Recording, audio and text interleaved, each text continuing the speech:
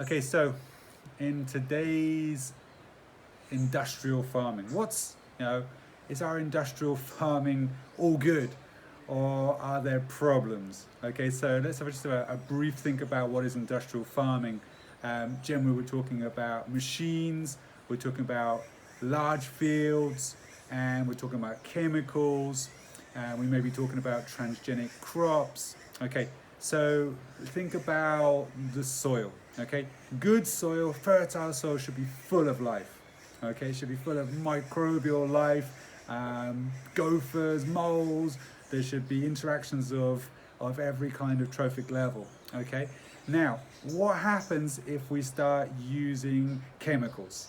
Okay, if we start using chemicals, these are basically poisons. Okay, so if we're spraying herbicides, pesticides, insecticides, fungicides, they are going into the soil. Okay, gravity brings everything down.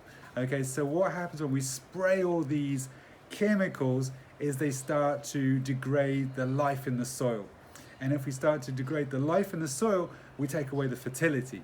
Okay, and the fertility is key to the survival, the health, and the growth of the plants. So as soon as we use chemicals, we break a system.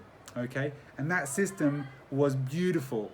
And now by adding chemicals, we break that system. Now we're going to have to water more, we're going to have to use intensive fertilizers, okay, and they have a knock-on effect as well. As we're putting fertilizers in the system, they go into the water, into the river courses, and they do a lot of damage there. They have an effect on the water plants that then go into kind of overproduction and then start to collapse when there's not enough oxygen, not enough space, and then we have other ecosystems collapsing.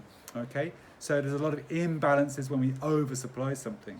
So basically, we want to get away from giving all these chemicals. Okay, and that's where natural farming, organic farming comes back into play. Okay, we can supply all these things that our plants need without the need for mass-produced poisons that we're putting into industrial agriculture today.